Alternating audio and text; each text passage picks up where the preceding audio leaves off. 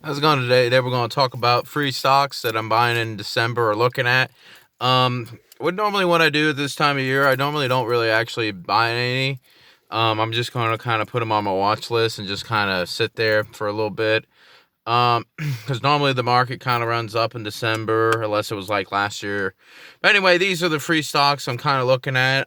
This is kind of a future looking outlook, which I always kind of like. I always pictured all these ones have to deal with the next kind of big thing or bigger things or play in the bigger markets, which I believe there could be a lot of them, but this is kind of the 5Gs, the digital advertisement space, or the digitalization of basically every single company, and then AI. A lot of these things that's what they're playing on, and we're just going to get right into it. The first big thing is digital advertisement. Digital advertisement, basically like it's basically online. You ever hit a thing and you get emails and emails and emails and emails, or see on Facebook, Google, basically just picture that big space. Basically, you have to think advertisement monetization is really the backbone of the internet. I mean, picture all the big websites, that's how they make their money online, a lot of them.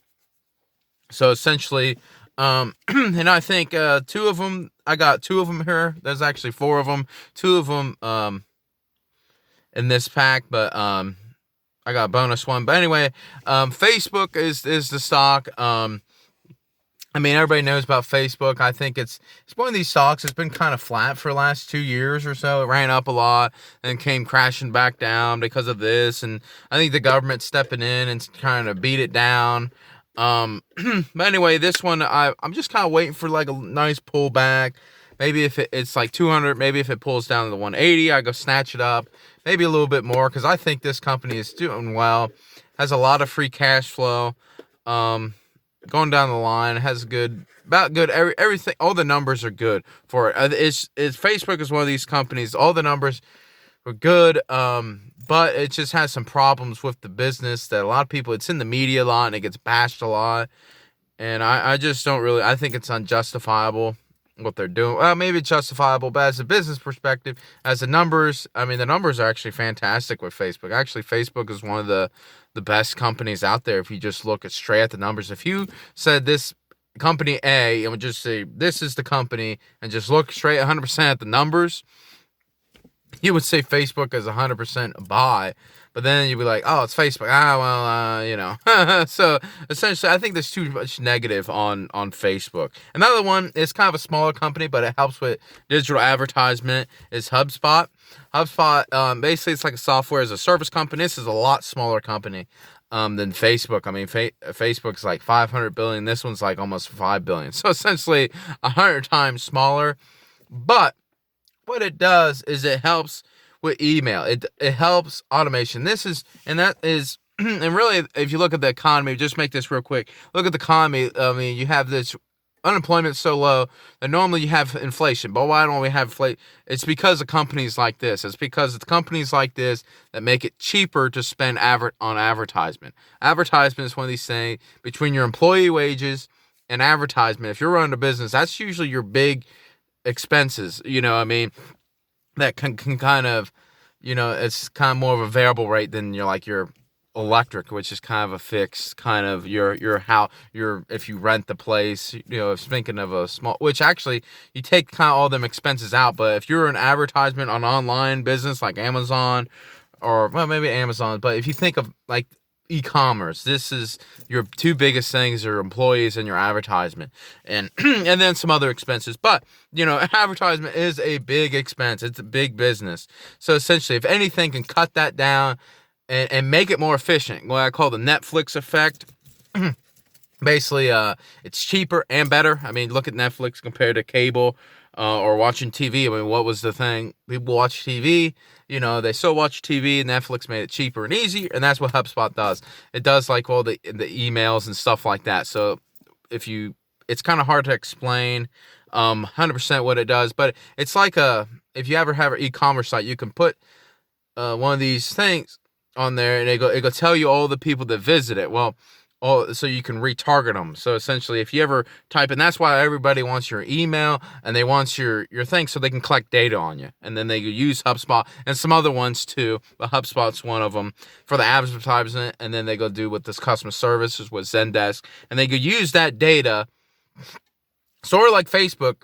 Well, Facebook, you run ads on Facebook, and you don't use HubSpot, you just use their Facebook.business, and then you can market it, what I mean? Because it has a million things. So let's say if you want to, you do, let's say you do sportswear. So you do sportswear, you can target people with sportswear. They like sportswear. So that's why this digitalization of advertisement, it's big. And I believe, better than running out in the paper, because then you're just scatter firing everything, or a billboard. Anybody that comes down, interstate, whatever, go see your billboard. But, I mean, they may not even like sports, and then if you do an advertisement on TV, so essentially this is cheaper, better advertisement. HubSpot's kind of the leader and kind of that email marketing thing. Anyway, that's it with HubSpot. The next one is NVIDIA. NVIDIA is an AI play. NVIDIA does this basically. They just make computer chips and stuff like that. NVIDIA's been a long-term winner. And I believe it's kind of time to add more to it. It's kind of, looking out. I mean, if you hold it for the next 3 years, I mean, this is kind of the, with computer chips. I mean, think about all these data centers and all this data that we get, and all this digitalization and all this AI with your self-driving cars. It has these GPUs, and that's how self-driving cars kind of work. They go see, as GPU stands for graphic processing unit. So essentially it takes these graphics and it can identify these things. So it goes say, oh, that's a tree. It goes stop. You know what I mean? Something's in the way. It goes stop. And that's kind of what NVIDIA chips kind of do, and that's how it ties into self-driving. It does actually, their big business is actually video games. They make video game graphic cards for video games. I mean, you look at video games today, their graphics are a lot better than even 10 years ago. I mean, you can play a game 10 years ago or even 20 years ago, like the first whatever game, Call of Duty, it looked pretty bad compared to this day. You look at that. I mean, NVIDIA is definitely the big player there. But this is more of an AI, and that's why I'm buying it. I mean, it really has both of them kind of leading forward, but AI is definitely a big one for NVIDIA. And that's why I own it. I'm sure everybody knows kind of about NVIDIA and what they do. Anyway, the next one is a 5G play, and it's kind of like the old saying, the people who got rich off the gold rush. It wasn't the miners, it was the people selling you the pickaxes.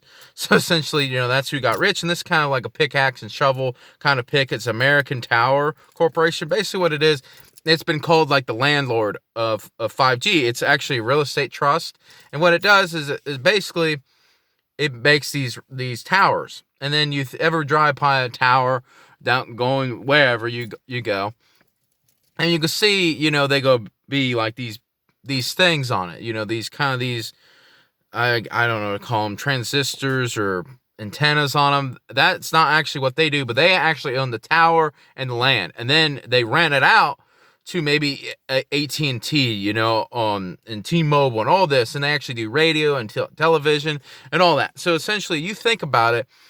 I mean, and that's what, and the other thing is, people don't know about this, but 5G is not going to be big in America. It's going to be big all over the world. So in China, think about India. They're slowly developing. So essentially, they're just moving more things on these towers, and they just kind of profit off of them. That's why I like this one. It's kind of like a hidden one that nobody really talks about. Everybody's talking about the new device, the new cell phone, or the new chip that's in the cell phone, or just the new cell phone.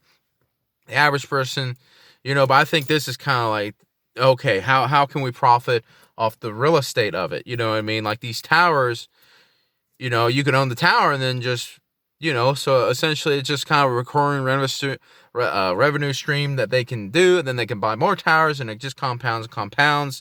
So essentially that's kind of how these things work. So that's why I like American Tower Corporation, and that's basically it for the day. These are the ones I'm buying in December, or maybe adding to. I already own Facebook. I actually own all of these. Actually, NVIDIA is actually my largest one. But I'm slowly trying to add to these ones. Maybe if we get a pullback, definitely add to them. Especially I think the safe one is kind of the American Tower Corporation. Just kind of sitting there. It has kind of a higher valuation, so it might come down a little bit. Normally, the higher they go, the more they go fall. But I mean, it's a pretty big company too. I mean, it has like over hundreds of thousands of these towers that they're lending out. It's not like just, oh well, I got 5 towers, I mean, it's pretty big. But anyway, that's all it is. Do your research. Make sure, remember, like and subscribe. Leave a comment of what you're buying, what you like or you dislike. I always like hearing both sides of it. I think that's always good. That's why I like, leave a comment, see what you guys are doing out there too. If you like it, don't like it, that's fine. Always leave a comment. I always like to hear what you guys say, and make sure you like and subscribe, and thank you.